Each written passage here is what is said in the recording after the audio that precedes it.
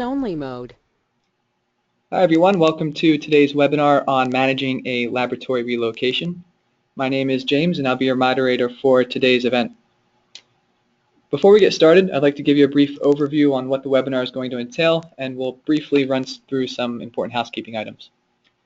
We'll start with a slideshow presentation addressing the various aspects of lab relocation, from building project teams and pre-project planning to managing hard and soft infrastructure. And our speaker will go through the agenda in some more detail. Following the presentation, there will be an open question and answer period. You can ask questions anytime throughout the webinar by typing them into the questions box on the right-hand side of your screen. Everyone's microphones will be turned off for the webinar, but if you have a question or if a technical issue comes up, once again, you can use that same questions box to communicate. Please keep in mind you will receive a copy of the slide deck and the webinar recording tomorrow. So all of the materials that are presented today, you will receive in an email tomorrow. Today's speaker, Ian Lanza, is Regional Director of Life Sciences at Triumvirate Environmental. He works closely with the world's premier biotech and pharmaceutical companies, as well as executive leadership to identify sustainability and environmental opportunities that can have short-term and long-term impacts. Ian has a technical background in managing environmental liability during facilities relocations and has successfully project managed dozens of lab relocations here at Triumvirate throughout his 10 years of employment. And so with that, I'll turn things over to Ian. Hey, Ian. Thanks, James. So just a quick disclaimer, I noticed there was quite a few people from colleges and universities. This talk was originally designed for more general industry, biotech, pharmaceutical. The major difference being you'll be moving from one building linked to a lease to another one. So as I go through this, there may be some nuances that may not be 100% applicable in those higher ed or university settings, because I know a lot of brick and mortars aren't moving all over the place. So just keep that in mind. As I go through this, I started more big picture, talking more about project management principles in key ones to really think about during these types of projects. And then as we get into navigating soft and hard infrastructure, I'll get more into tactical and environmental liability issues associated with these types of projects. And then at the end, we'll have a chance to ask questions. So if you do have some, hopefully we can get them answered at the end here. So to start, we're going to launch this poll question. You're going to see I'm going to talk a lot about planning, so very interested to see when your next relocation is planned. So please take a minute and respond to the poll.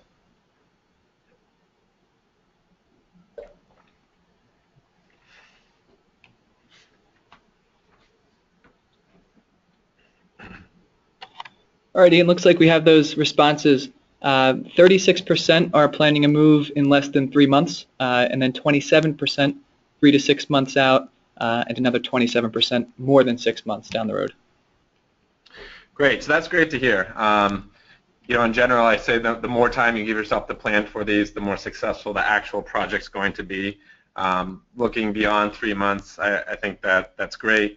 You know, that beyond 6 months, this is a really good place to start, and hopefully things will fall into place from there. You know, if it is less than 3 months, if it's at 3 months, you have plenty of time.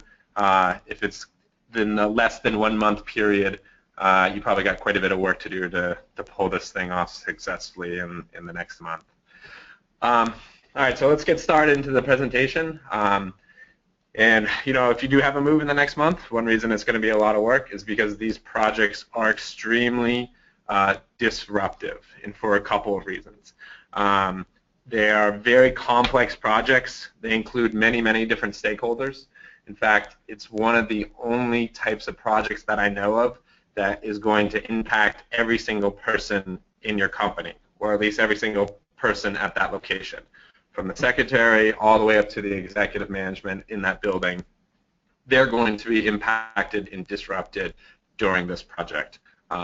So there's a lot of people, and again, it's gonna be disruptive. There's a lot of different phases with it, and a lot of things need to line up. So you really need to use critical path planning and have lots of contingencies in place. Oftentimes, you have very tight budgets. You want to get these things done as cheaply as possible. And you also want to get them done very, very quickly because they are so disruptive physically moving your place of work. You want to get that done as quickly as possible. And anyone that has studied project management, the tighter the budgets, the tighter the timelines, the more complex the project, it's going to be a harder project to pull off successfully. So again, these types of projects are inherently tough. Some of the soft infrastructure is also kind of complicated to navigate. It's hard to find one person that can be an expert in all of the soft and hard infrastructure. I'm going to talk quite a bit more about these and the things that you need to specifically consider during these types of projects. But when I talk about soft infrastructure, I mean things like leases, license, permits, plans, services, not things that you can't necessarily physically grab onto, but you need to run your business. And then all the hard infrastructure is moving as well. And again, those are tangible things that you can wrap your hands around or you can sit on or that you're physically interacting with. Office equipment, furniture, lab equipment, hazardous materials, building supply stuff, things like that. All of those different types of variables need to be considered and planned for during the move. So because this is such a disruptive project, one thing I found when evaluating if these projects were successful or not is, are you able to maintain business continuity? Are you able to limit how disruptive these projects are? And when I look back big picture of the ones I've worked on and I ask those questions, the theme that I constantly hear is that it had the smallest impact on their business, on the day-to-day business. So again, I think that's a good way to measure the success of the project. So some keys in order to do that, and again, these are all pretty standard project management concepts. I'll run through them quickly.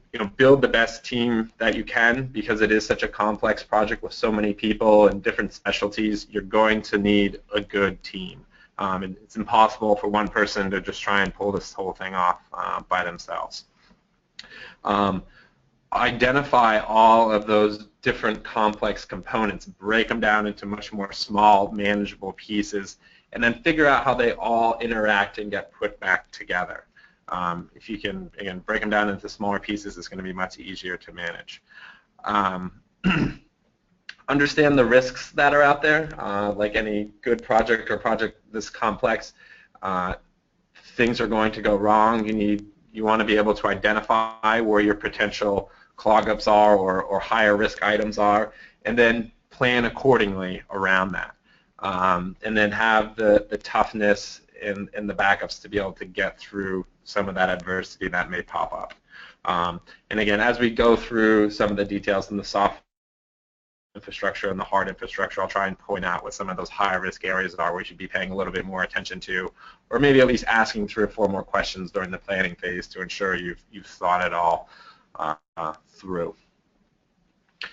So now I'll jump into the building the project team, what I think it takes to build a good project team for these types of projects. So like any good project management team building exercise, I like to start with a stakeholder map.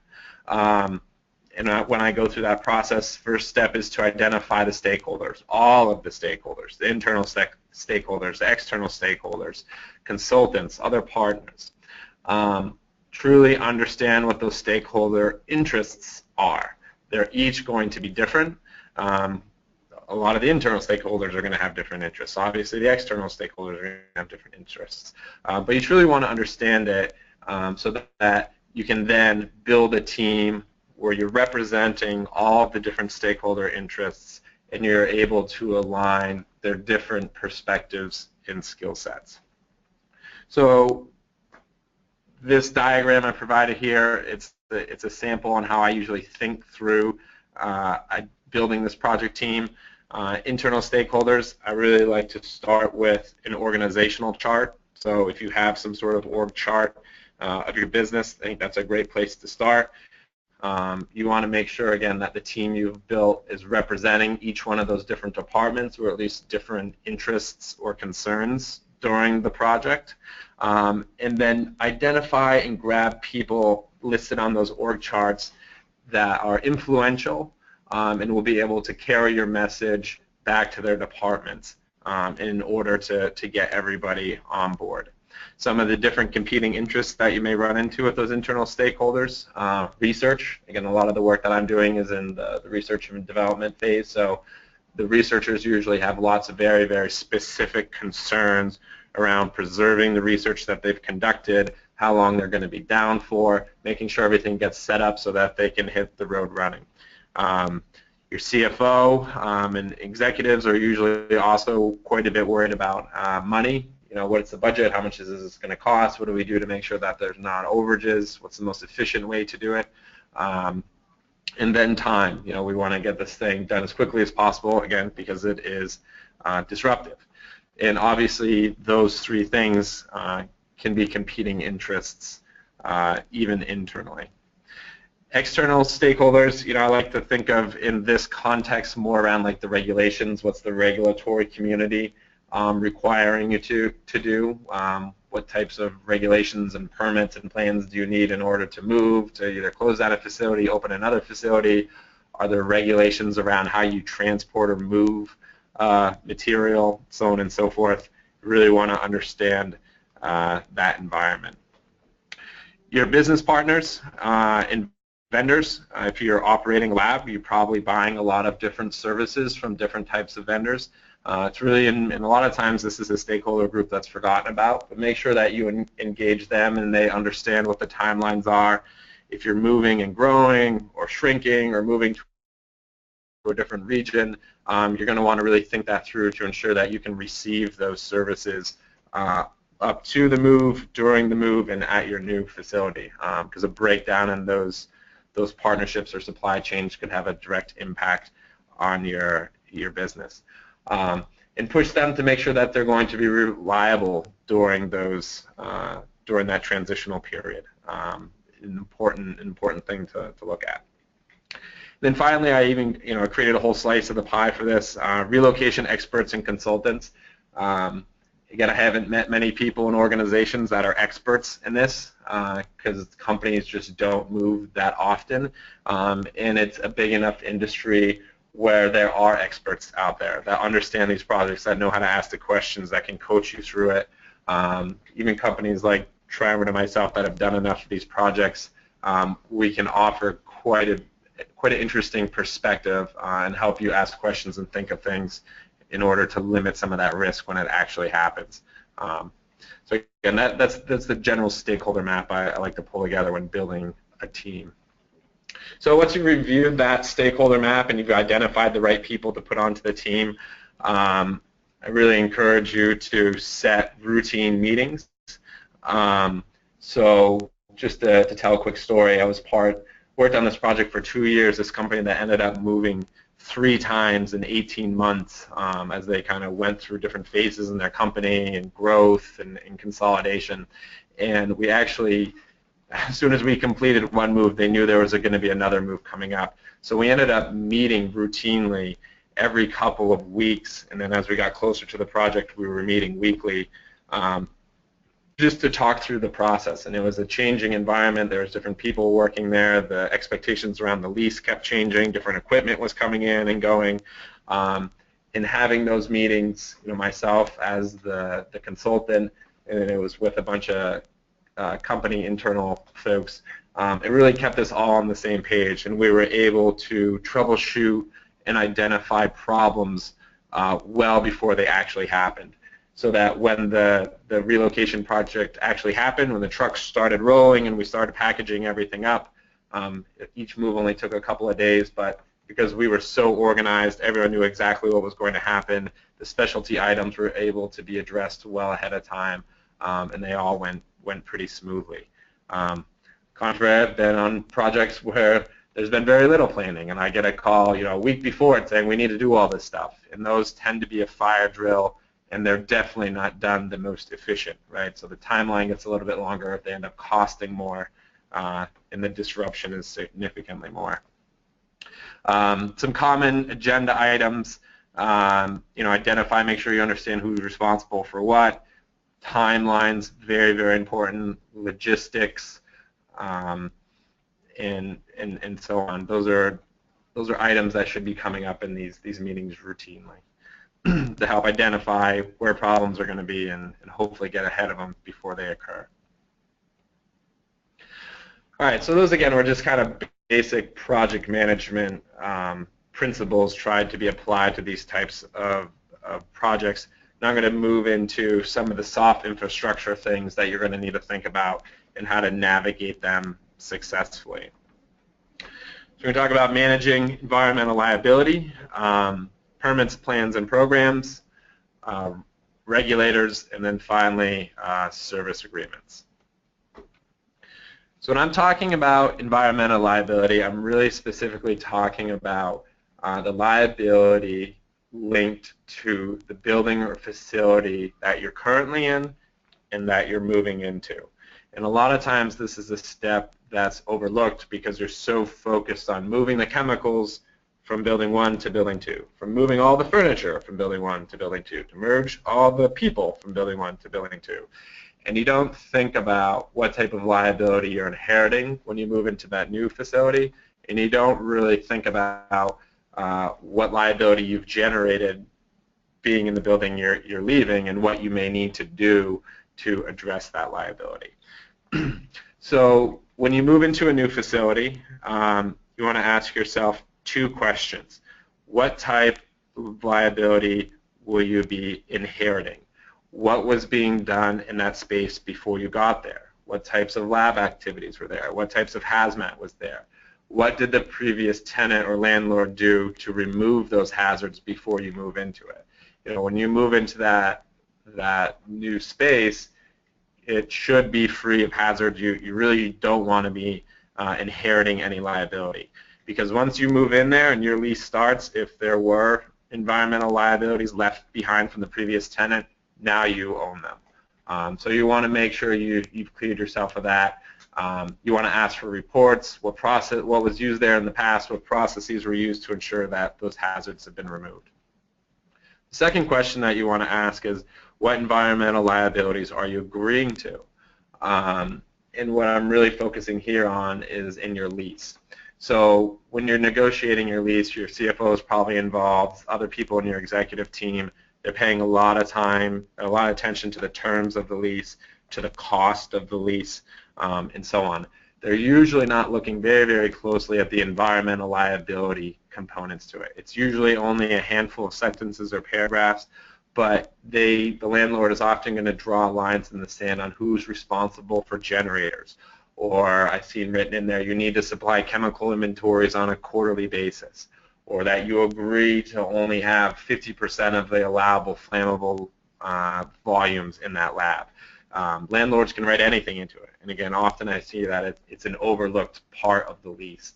So make sure you have somebody reviewing that so that you're not agreeing to something that is unreasonable. And then, if you're only there for 3 years and your 10-year plan is to move again, you're going to want to look at what you're going to have to do to exit that lease, which leads me to the next section of managing liability. Whenever you leave a facility, you're leaving behind, or you've assumed a certain amount of liability, and you want to be able to cover yourself from there. So especially, and again, I'm speaking in the context of research labs where you have hazmat there. So by bringing hazmat into a liability, into a facility, you've generated this liability around potential contamination, so on and so forth. So again, I usually ask, what are you obligated to do? And when I'm asking this, I'm looking specifically at your lease, and depending on where in the world you are, there may be regulatory requirements as well to shut down a facility. In your lease, you want to look at things like restoration clauses, decontamination requirements. There's usually a paragraph in your lease around what the landlord is requiring you to do, and those vary drastically from broom swept to CIH performing sampling everywhere and reporting on it. Another thing that is often overlooked is the timelines. I've seen leases saying 60 days prior to the end of your lease, you need to have decommissioned the lab and demonstrate it being clean.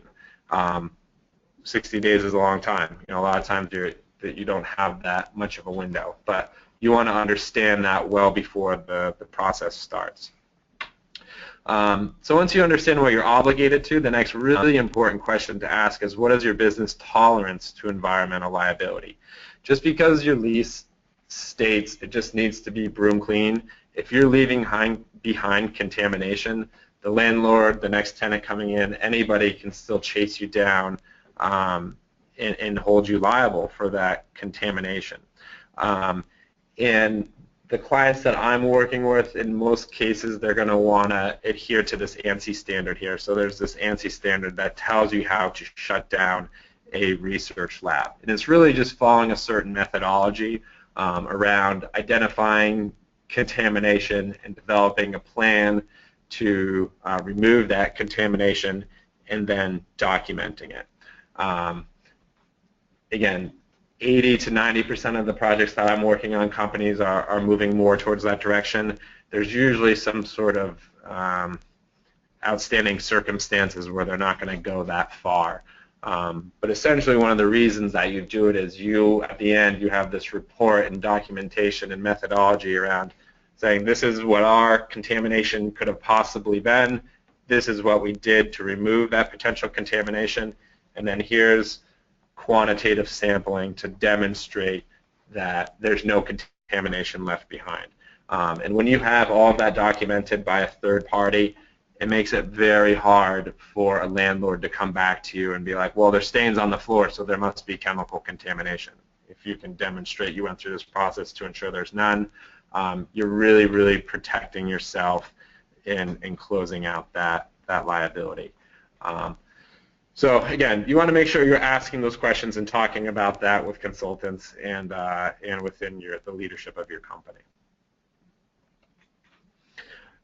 Shifting to licenses, permits, and plans, I'm going to speak a little general here, and I apologize, but the reason for it is the exact license, permits, and plans that you will need are going to vary drastically from state to region to city. So even in Massachusetts here, from one town to another, they have very significantly different requirements around what permits and plans that you need. What I will say generally about them is don't underestimate the amount of time and work that goes into closing out license and permits and plans, and don't underestimate the time and effort that it takes to get new ones set up for your facility. So there are certain environmental permits that I've had to deal with that there's a 90-day lead time. So if you're talking about minimizing downtime and enhancing business continuity during this process, you're going to want to have that permit in place well before you've actually moved, so that when you've moved, day 2 of being moved in, you can begin your research. So you're going to want to make sure, either yourself or a consultant is looking at that stuff in detail to ensure that you're properly shutting things down and you've got everything in place to start research activities as soon as you move. So just the process with that, your old facility, so any sort of materials or things associated with your permit. So for example, if you have a select agent permit, you would want to make sure all of those select agent had either been disposed of or exited that facility before you can shut that permit down. And that's generally how those things work. If you still have hazardous waste on site, you can't shut down your EPID number until you've made that final waste shipment. So that's, from a process standpoint and a timeline standpoint, that's something you're going to want to plan out and put on that Gantt chart. The new facility, again, a lot of times, especially as soon as you know what types of research activities that you're going to have in that space, you can begin planning for it. The other thing that I would say is it's really worth engaging the regulatory community. So different entities or agencies are going to want you to get paperwork in 90 to 120 days before you move into the facility. Others that I know of, especially in Cambridge, they don't even really care until you're actually up and running. So you're going to have to talk through some of those things with regulators. On the permits and licenses, sometimes you'll have the opportunity to transfer a permit or license, and other times you'll have to terminate in your old facility and get a new one in your new facility. And again, I'm going to have to speak broadly about it because it's different for every single application, but questions that you want to ask for each one, who is the regulatory authority, regional applicability. So for example, in the Cambridge area, if you have a biosafety level 2 lab or risk group 2 or 3 material, you have to have an rDNA permit, where there's many cities and towns, even in Massachusetts, where you don't need one. So in Cambridge, where you needed one, you would have to go through this process to get one, and then if, say, you were moving up to Beverly, Mass, they don't require one, so you wouldn't need one. And then the last thing to consider is operational applicability. If you are going to be performing research activities in your old facility and your new facility at the same time, there's an overlap period, which is a common thing to do to, again, reduce the impact of this disruptive activity. You're probably going to need to have permits for both spaces. Really, at the end of the day, I would engage the regulator and see how they want to do it. I did provide a list, and this isn't a comprehensive list. This is the common ones that we constantly run into. The other tricky part is some things like a flame permit, for example, the regulatory authority in one town may be different than another town. So you really need to go in and double check that stuff.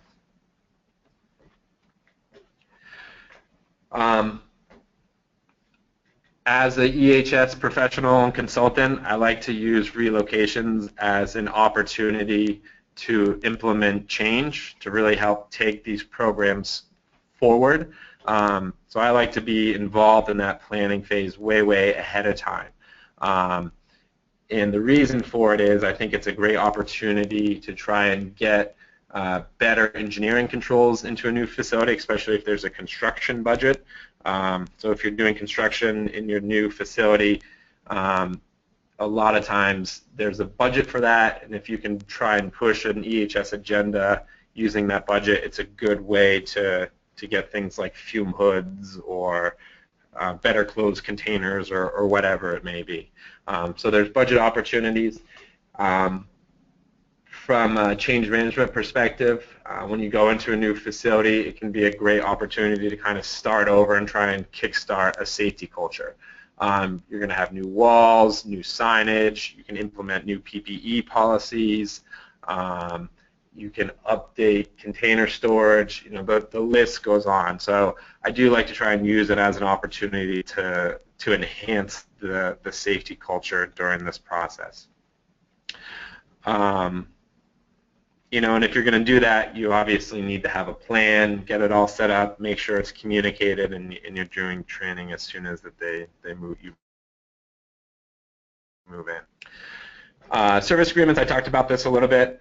So to go through this, the first thing I would do is look at everyone that is providing you some sort of professional service over the calendar year. Figure out who owns those contracts, figure out the scope of those service agreements.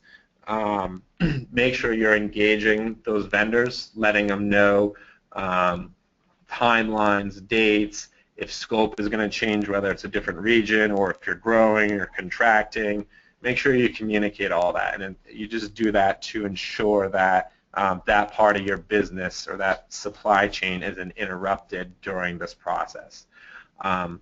I also like to say too, again, depending on the type of move, it may be a good opportunity to evaluate different service agreements. If you're moving into a different region, maybe there's a better provider there.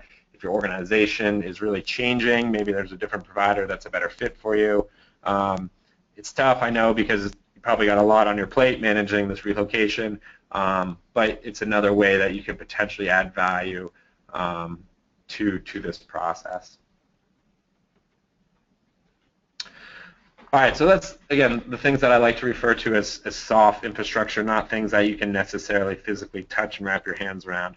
So now I'm going to shift over to more of the tangibles, the hard infrastructure, the things you need to plan around and some of that process.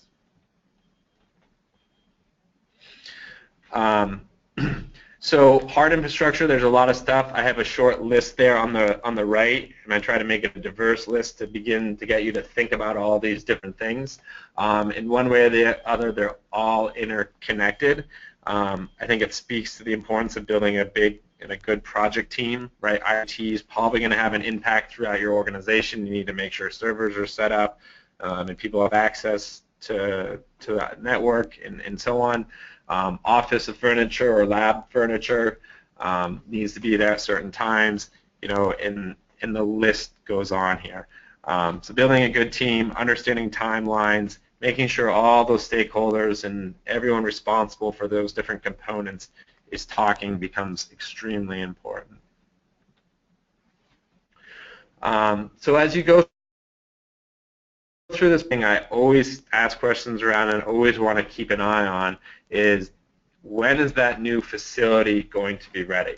Because there's nothing that will derail a timeline in one of these relocations than the new facility not being ready to move into on move-in date. This gets a little bit more complex if you're doing restoration or construction in your new facility and you have a tight timeline. If that's the case, there's probably construction meetings going on. You probably want to be attending that or making sure you have a representative from those meetings to help communicate the timeline and so on. And then beyond the construction piece of it, make sure the servers and the IT stuff is set up. Do you have proper electricity? More on the EHS side, a little more detail here, just the stuff I'm more familiar with. You know, fume hoods, do you have proper fume hoods? Do you have proper biosafety cabinets? Have they been inspected? Are they properly working? Access to gas. Are your chemical cabinets and other engineering controls in place and ready to go, you know, before the move occurs? Cold rooms, that ends up being a really big one.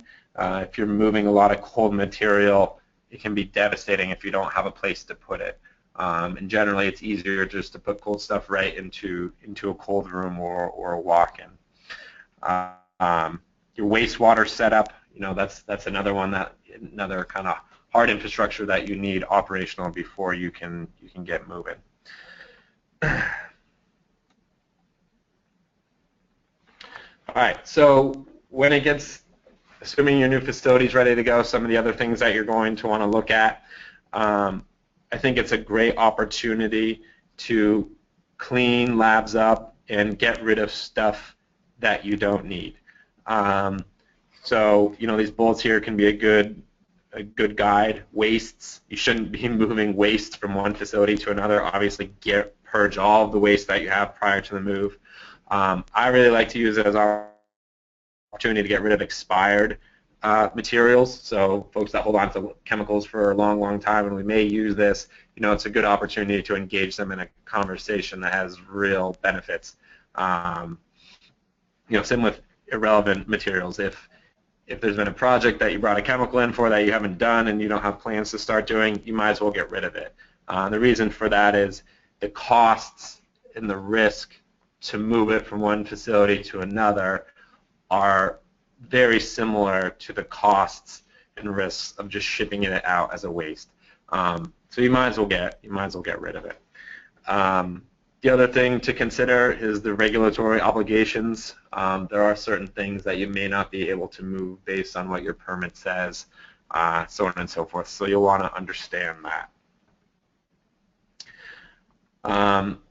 In addition, and this from my perspective is really kind of leading up to the decontamination phase, but figure out what else in that lab you don't need and that you can discard.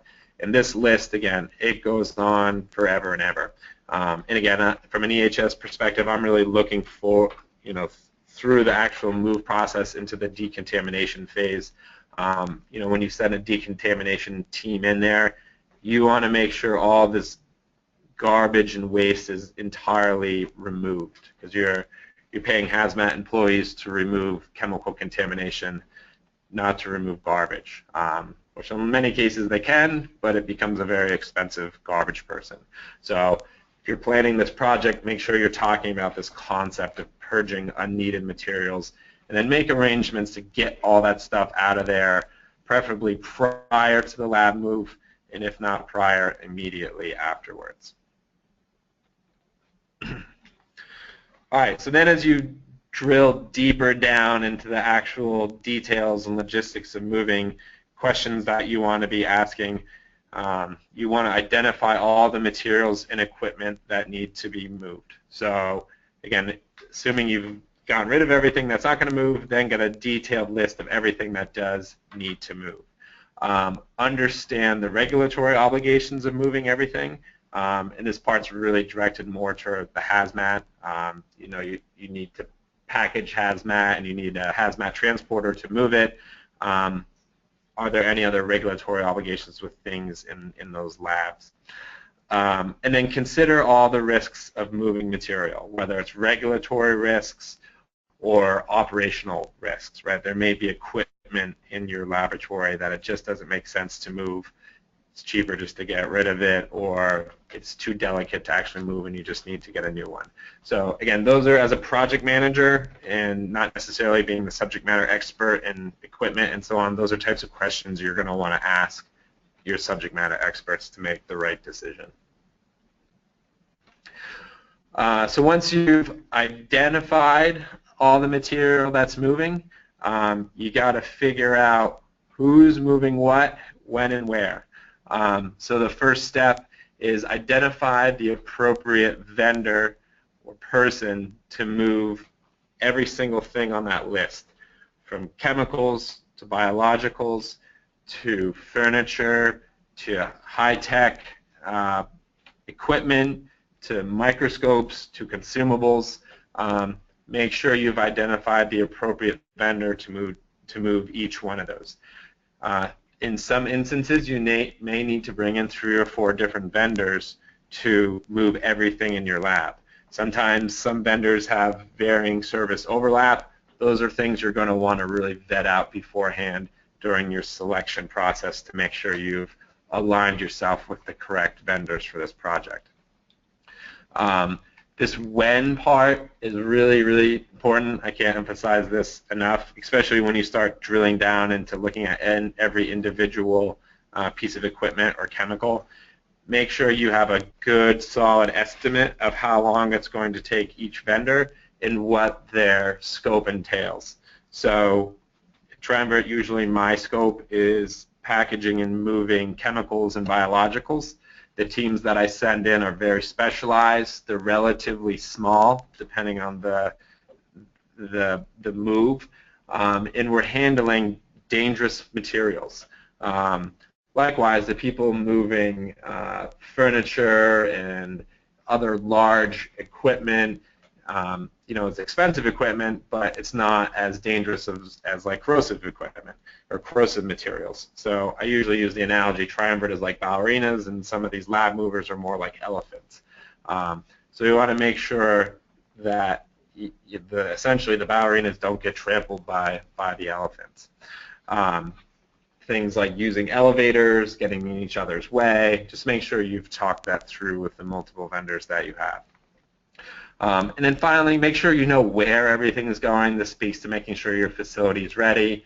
If you're going to multiple different facilities, make sure you've labeled and identified that before everything's packaged.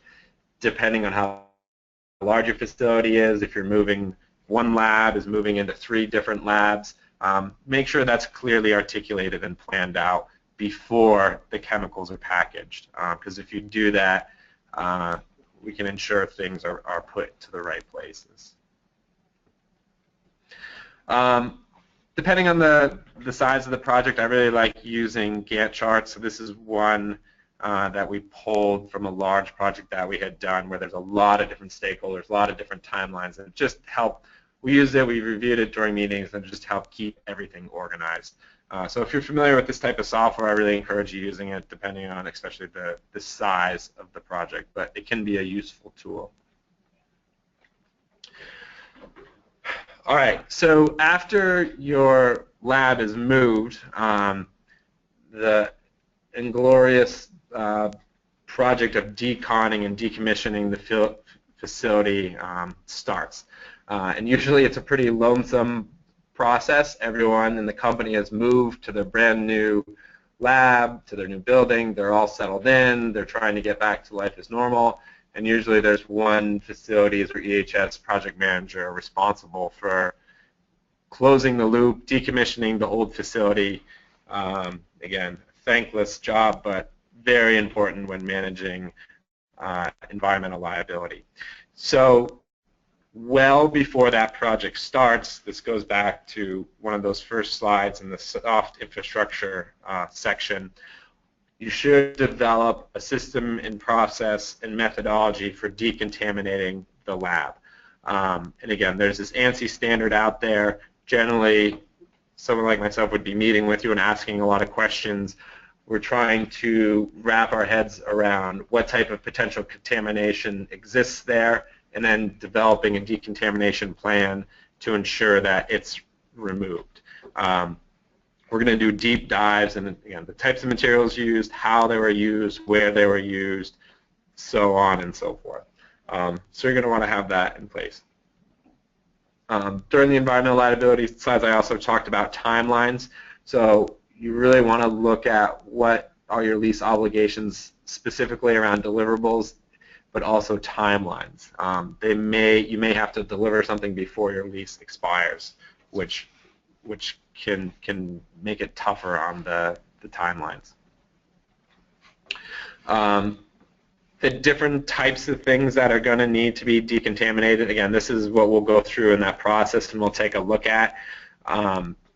Usually all lab surfaces are decontaminated, generally at least the horizontal and some of the vertical lab spaces. The type of lab may dictate how it gets decontaminated. Is it a BSL-3 lab, or is it an organic synthesis lab, right? Those types of things may dictate how we approach it. Are there certain high-risk areas, things like wastewater units, where everything going through that lab is passing through there? The opportunity for contamination is much higher there, especially if you're using something like a heavy metal. So those are the types of things that we really like to try and understand and will address in order to, again, minimize the long-term liability of that space. Another important thing that's probably listed in the lease somewhere and that you're going to want to take a close look at is infrastructure. Are you responsible for the ductwork or not? You know, that can be a very sticky conversation, but something that should probably be vetted well before the decontamination begins.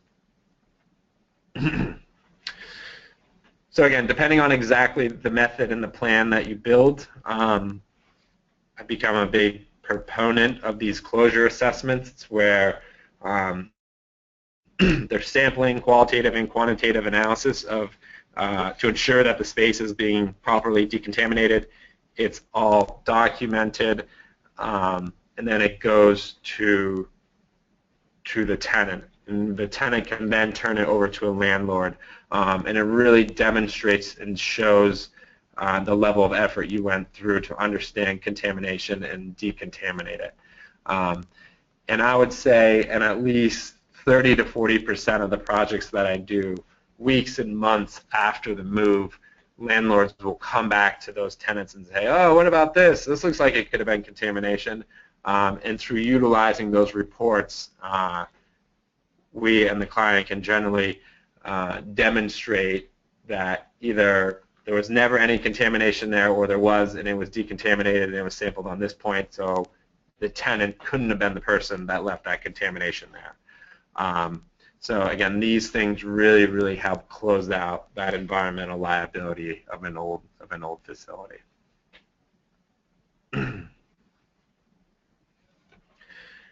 So just in summary, these relocations are inherently very disruptive to your business.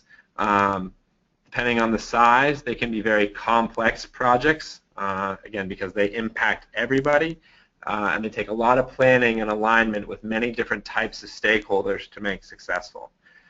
Having an important and strong team that has done a lot of planning is so important. I would say every project I've worked on that is meeting weeks and months before the actual relocation and decommissioning, those projects always go smoother, faster, less expensive, less disruptive. The ones where there's very little planning and they just throw it together, those are always much harder for everybody to get through. And then the last thing, and one of the reasons this was more of a general talk and not a lot of specifics, every relocation is different and will present new obstacles and challenges. You know, I do about a dozen of these a year. My team does about 30 a year, and the process is generally similar, which I've talked about today, but the nuances are always different based on the team makeup, the actual research occurring, the lease nuances. There's so many different variables. They'll all always be a little bit different. But as long as you have a strong team and have planned well, you can pull these things off successfully. All right. Any questions on all that?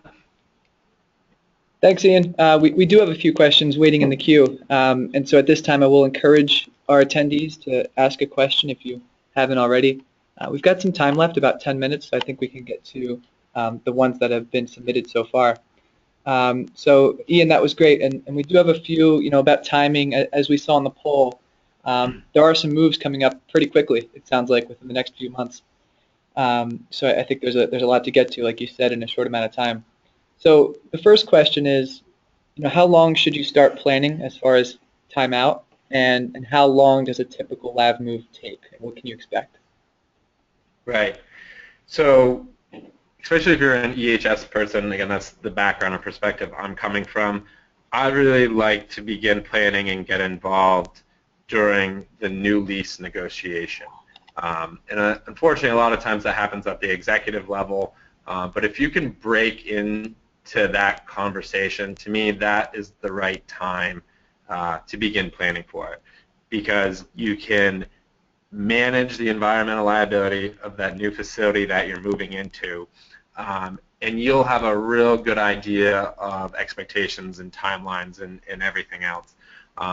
So I would say that's, and again, it's not an exact day or month answer, but try and figure out where you are in those lease negotiations and interject yourself. I think trying to pull something off, and especially if the lease negotiations are 3 months out from the relocation, that's real tight. Usually executive leadership understands the importance of having space. In my experience, those negotiations looking can be 12, 24 months out. You may want to interject yourself earlier and be part of the review team to ensure you have proper engineering controls, but at least as soon as the actual lease negotiation begins, make sure you can interject yourself at that point. Great, thanks. I mean, I guess it really is a case-by-case situation, but I think those are some good guidelines to keep in mind. So we have a question here more on what happens after the fact, and you talked about decon. And if a landlord decides a lab is not clean enough, which you did speak to, what do you recommend as a course of action for the tenant once the decontamination the tenant thought has been completed, but the landlord comes back and says not good enough? Right, so that really kind of sums up the environmental liability that I was speaking to. If you haven't gone through and done your due diligence, again, that's why I keep leaning on this ANSI report. It's a national, international guideline that's out there, a process for how to go with these things. So if you're adhering to that process and you have everything documented and you have all your ducks in a row, I've had landlords come back to us, ask us about things, and we can demonstrate, look, this is what the potential contamination could have been, this is how it was decontaminated, and here are the quantitative sampling results demonstrating that it's clean. And then it positions you as the tenant to be like, who was in there after us? What about the painters that were in there after us that washed their brushes in the sink, and now you have trichloroethylene and everything else going through your wastewater system? Have you looked at them? So it really protects you. If you haven't done a lot of that stuff, it turns into a negotiation, and the less protection you've got on your side, it depends what the landlord's trying to do. If they're looking to squeeze you for a couple more pennies and you really haven't been diligent about covering all of your bases on the decon, it's probably going to cost you quite a bit more in that negotiation. So really, case by case, again, I like to try and do as much as you can on the front end beforehand to ensure that doesn't happen. Great, thanks. And we have some questions here. You mentioned just the breadth and how much or how many lab moves you've been involved in directly and indirectly. Can you speak a bit to some of those experiences, maybe one, and why it went particularly well, and maybe in the moves that were a little more challenging, what might have gone wrong? What do we need to keep in mind to make sure a lab move is successful, and what does that success look like? Right. So I think kind of two different questions. As far as the one formula, one thing that's always consistent, again, having a good team and meeting routinely. If you have a diverse team that represents all different stakeholder interests and everyone's sharing those interests and concerns and you're talking about it, you're going to be able to make people feel better about the process. They're going to be able to plan accordingly. You're going to be able to identify risk sooner so that when the actual move occurs, everyone has a plan for how it's all going to unroll. So the most recent one, we just completed the move 2 weeks ago. It was a relatively smaller one, but from 4 months out, we were meeting every other week. In the meetings, we're with the project manager. We pulled in various internal stakeholders as well as other movers, and we each talked about different process. We figured out that the triumvirate chemical people were going to move everything on a Thursday.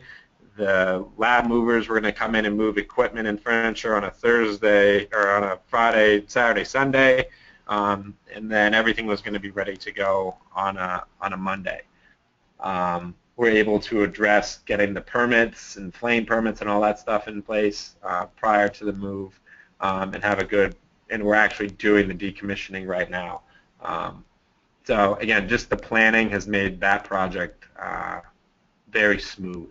So, yeah. And then I guess finally, how do you articulate a successful relocation? I would say, as much as you can minimize downtime and disruption. If it was relatively non-disruptive and you were able to move pretty quickly through it, I would call it pretty successful. Great. I think that can't be stated enough. So that helps. So at this time, Ian, we've got a couple minutes. Let's take one final question. And if anyone has follow-up for Ian or for Triumvirate, feel free to reach out. Again, we'll be in touch tomorrow with our follow-up and the survey as well as links to the presentation. So you can always reach out if something comes up. But you mentioned that several vendors are typically involved in a move, and this person wants to know, they want it to be as consolidated as possible, right? And so what kinds of services does Triumvirate and companies or providers like Triumvirate provide? Is it everything but moving furniture, or what does that typically look like, and what's the average amount of vendors per project? Yeah, the average number of vendors, that's a pretty tough question because every project's different in size and scope. Sure. As far as Triumvirate, we have built our company to be able to handle every portion of this project as that addresses environmental liability. So what that means is Triumvirate doesn't have the truck's expertise or training on how to move lab equipment. We don't train our people to do it. We don't have the right equipment. I don't know anything about packaging, that type of stuff. So usually it's a different type of assets. It is a different type of skill set, so on and so forth. So usually to move the non-hazmat hard infrastructure, you're going to need at least one different vendor, and you may need multiple vendors depending on how specialized the equipment is. However, Triumvirate can do, and one of our competitive advantages that we've been able to develop is we can do support with all of the permitting that I've talked about, getting up into the new facility or the new site, developing a decommissioning plan so that professional part of it. The physical chemical relocation, we have staff that can perform the chemical decontamination as well as the monitoring and reporting. So a lot of what I focused on today, because again, that's really where my expertise is around managing environmental liability. Triumph has been built to be able to do all of that. And that's pretty uncommon in the space that we are, or that I'm working in up here in New England. Usually it takes 3 or 4 vendors to do what we can do in-house, just the way that we've built the company. Great, thanks, Ian. I really think the presentation as well as the Q&A shared some really valuable insights, and hopefully we'll help everyone get started on the right foot as we move within the next few months. So at this time, we've got a minute or 2 left. I think we'll wrap things up. We will once again send a survey, so we'd really appreciate your feedback. Let us know what you thought. We're running these on a weekly basis, and we'll visit this topic again, I'm sure, sometime early next year. So we're always looking to improve and get your feedback and implement that. Also, you will receive, again, the link to the recording as well as just the slide deck, so you can refer to those on demand. Ian, anything else to add before we close down today? Yeah, no, that's it. I think you'll have my contact info if you ever have questions about any of this. I think beginning to talk to consultants and experts as early on as possible is also really important. And it's a big part of my job. It's a part I really enjoy. So please, shoot me an email, give me a call. I'd be more than happy to talk through some of these things with you. Great. Well, that concludes today's webinar. Thanks, everyone, and we'll see you next time, hopefully. Have a good one. Bye.